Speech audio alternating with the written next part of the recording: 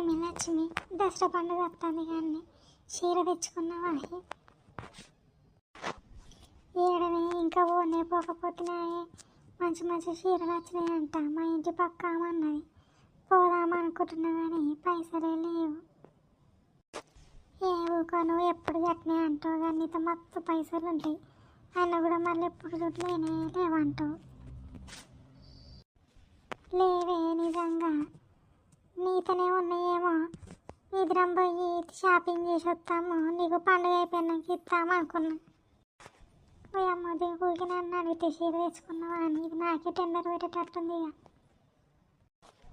ఇక ఏ నాతెక్కడి నాత లేవు.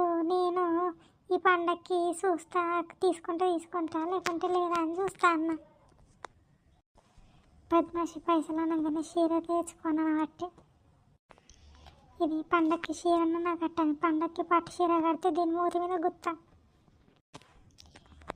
మరి ఎట్లనే ఇప్పుడు నీకు చీర లేకపోయినా నాకు చీర లేకపోయి మరి ఇప్పుడు ఎట్లా చేద్దాం? గదే ఆలోచిస్తున్నా. నేను ఎట్లా చేసి మా ఆయన దగ్గర పైసలు అడుగుతా, నువ్వు కూడా అడుగు మీ ఆయన దగ్గర. సరేనే, ఈసారి మన గలీలో అందరికన్నా మన ఇద్దరు చీరలే బాగుండాలి మరి. సరే మరి సరే మరి నువ్వు పోయి అడుగు, నేను కూడా అడుగుతా. ఏమైనా అడిగినావు నువ్వు? ఏదో ఒకటి చెప్పి తెచ్చిన పాయిగా పోదాం.